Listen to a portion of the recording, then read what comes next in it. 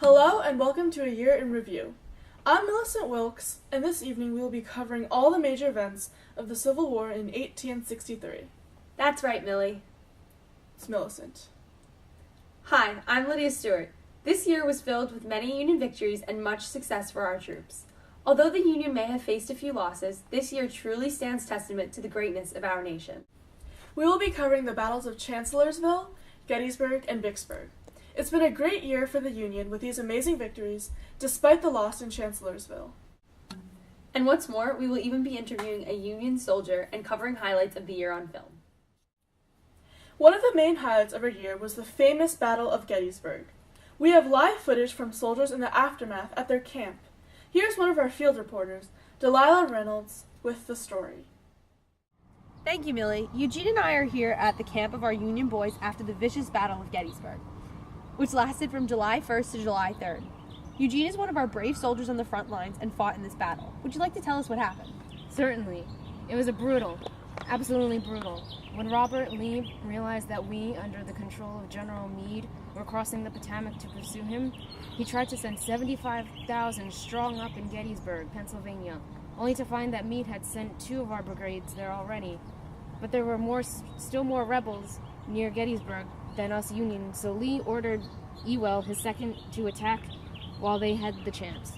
Oh no, what happened? Thank God that Ewell was a coward. He got scared and refused to follow command attack. In the time that he had his tail between his legs, 3 more of our Union Blue Corps arrived there. Sounds like a tense situation. Oh, it was. The next day, Lee ordered his seconds, Ewell and Longstreet, to attack us while we were at Culp's Hill.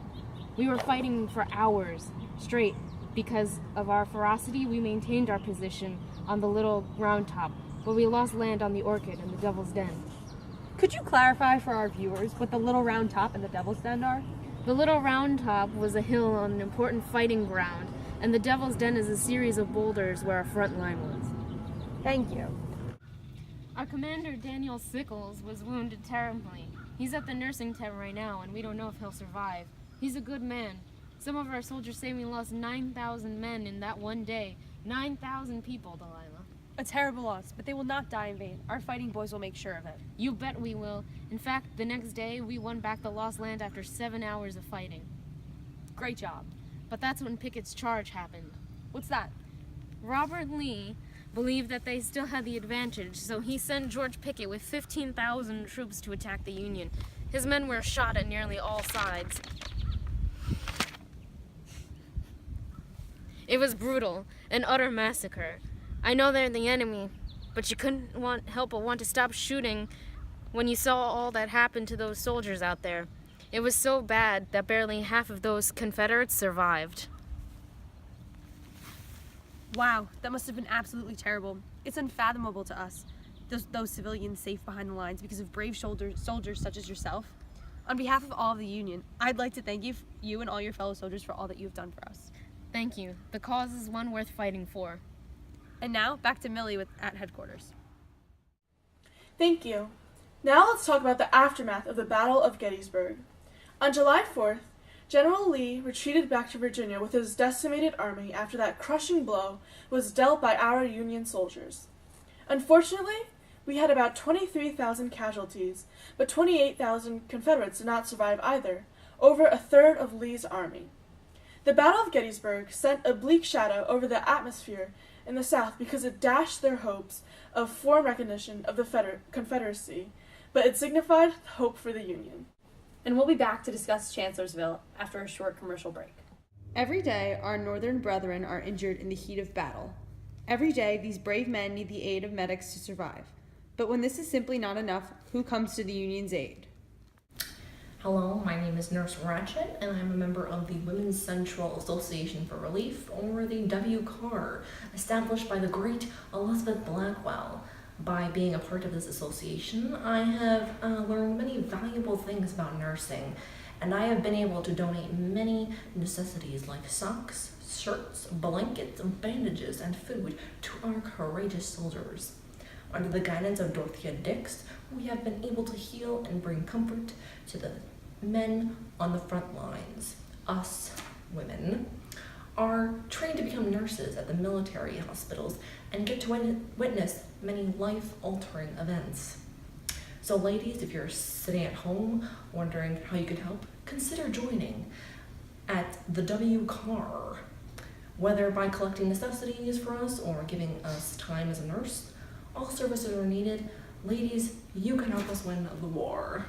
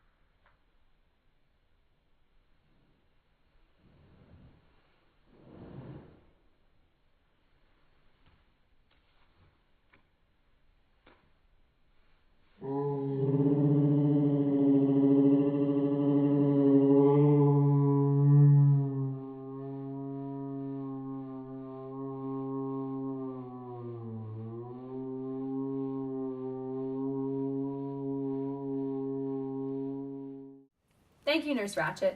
And now let's talk about two more of 1863's most infamous battles, Chancellorsville and Vicksburg. The Battle of Chancellorsville took place from April 30th to May 6th and is considered General Robert E. Lee's greatest military success insofar. According to our sources, it took place in the wilderness of Virginia. Most of the winter, General Lee and General Hooker were facing off to each other across the Rappahannock River. Finally, on April 27th, Hooker sent his cavalry behind Lee's army, hoping to catch them off guard and eliminate chances of them retreating. He sent a divisionary force under General John Sedgwick across the Rappahannock 2 days later and soon amassed his forces by Chancellorsville.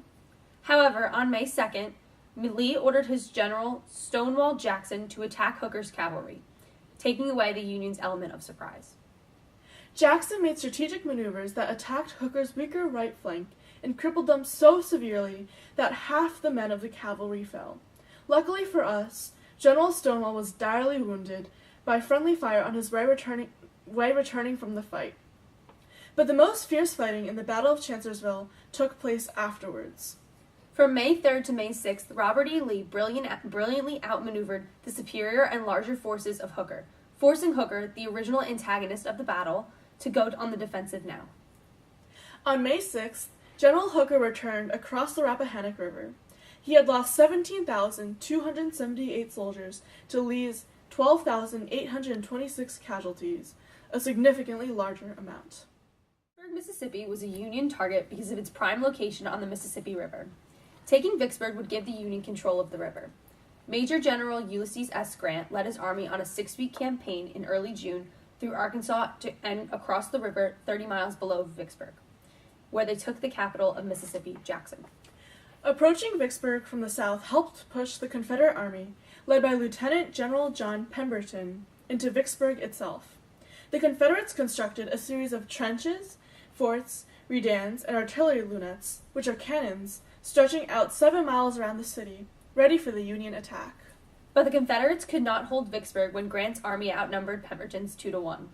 The Union Army had 77,000 soldiers to the Confederates' 33,000. Grant immediately launched 2 major attacks on May 19th and May 22nd, resulting in heavy casualties. On May 25th, Grant besieged the city.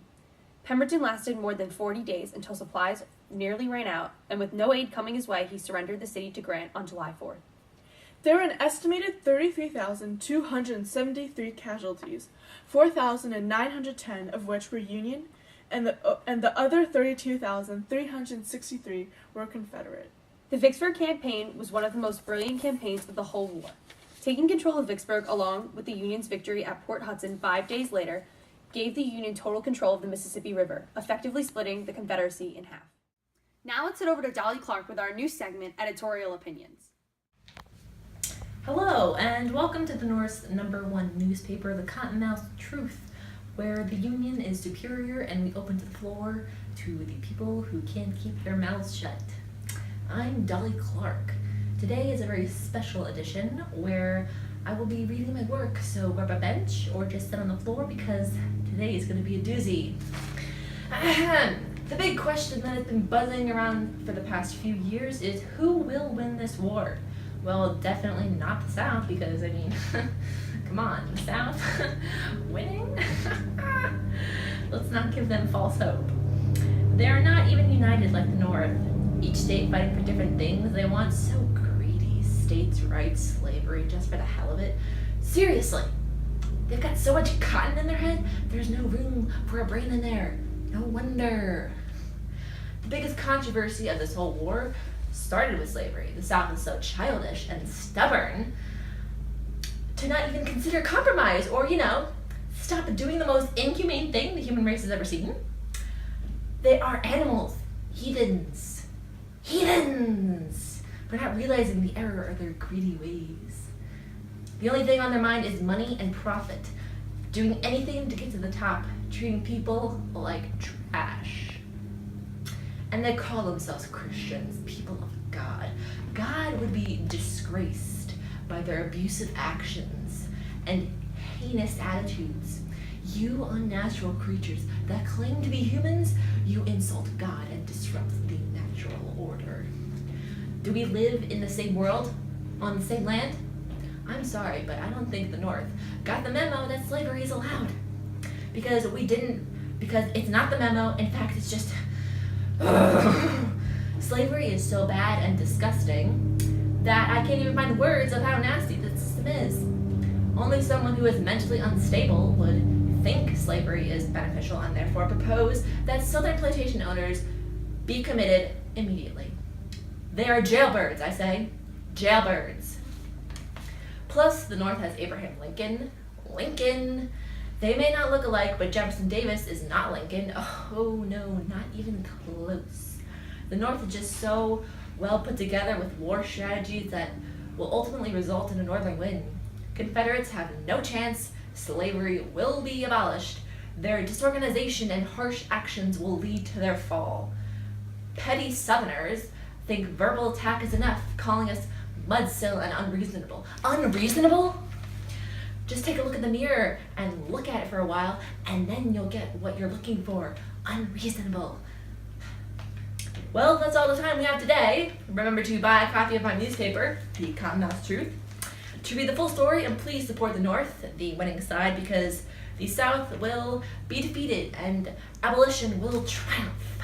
This has been Dolly Clark, and choose the right way, the Northern way, because if you don't, we will find you. And we will kill you. Here we have reporter Delilah Reynolds at the scene of the historic moment in history, Lincoln's Gettysburg Address. Delilah? I'm here in Gettysburg, Pennsylvania, November 19th. Lincoln has just left the podium after delivering his Gettysburg Address. In this speech, he discussed the concepts of basic human equality, encouraged our brave fighting boys onwards, and referenced the rights granted to all people in America. He finished this powerful declaration with the lines, "This nation, under God, shall have a new birth of freedom, and that government of the people, by the people, for the people, shall not perish from the earth." I hope these words ring true for all Americans, North and South, and that the slaves of our land may be liberated after this horrific war is over. What's that? My lord! I've just been informed that we've received real-life footage from the Battle of Chattanooga. It seems this footage will give us the views of a Confederate and a Union soldier on the front lines. How peculiar. Let's take a look.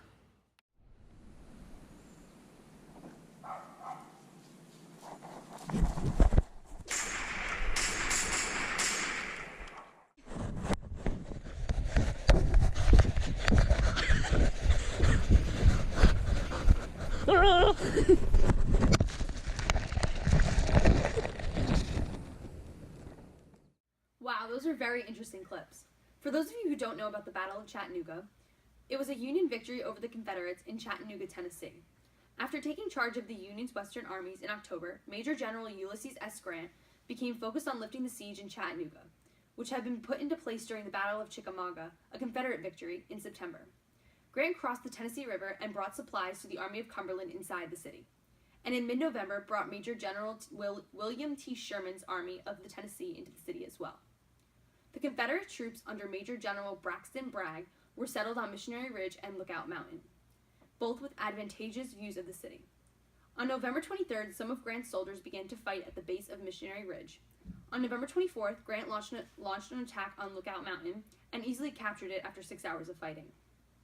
On November 25th, Grant ordered Sherman to attack Tunnel Hill on the east side of the city, which failed. A second attack by Major General George H. Thomas managed to break the Confederate lines. This compelled the Confederates to withdraw and open up the Deep South to a Union invasion. There were 72,500 Union troops and 48,900 Confederate troops there. Also, there was an estimated 13,824 casualties. 5,824 were Union and 8,000 were Confederate. Thank you for tuning into our show, A Year in Review, the Civil War 1863 edition. It's been a pleasure discussing the events of this historic year with you. Tune in next week for the events of 1864. Thank you and good night.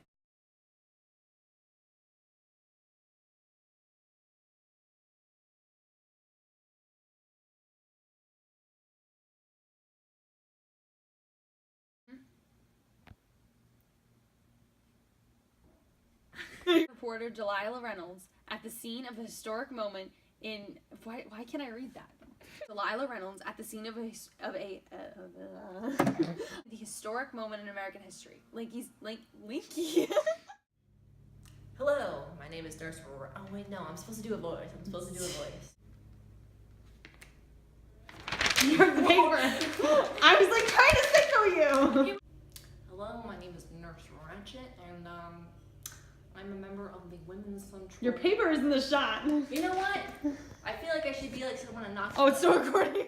Thank you, Millie. I'm hearing. Thank you. I love the background noises. She'll have a new birth of freedom, and that government by the people. Oh, it's of the people first. And reference the rights granted. We're facing off to each other across the Rappahannock. The Union may have faced a few losses, but I messed up. Union victories and much success for I messed up. All right, it's recording. Okay, there we go. Let me see what the shot looks like. Very cool. We are good. Run. Except this is not done loading yet. Probably shouldn't have started it yet. We can edit this out, right? Yeah. Okay. Yeah, I know. Is it raining? Oh, raining. Whatever. It's like good background. Oh yeah, that'll look better. Are we good? It's still loading. I'm just gonna. Light blinking? Does it say it's Yes. recording? Counting down? Can I like make the hat Okay. fly off as I'm dying? Yeah, go. Oops. All right. Ready? And go!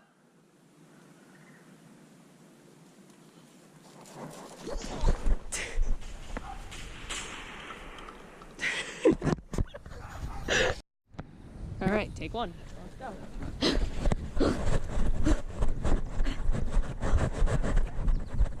What? What do you mean? I have to run towards the tree. Okay. Let me get behind you. Go. All right, ready? No, it's in the grass. That's even better. That's even better.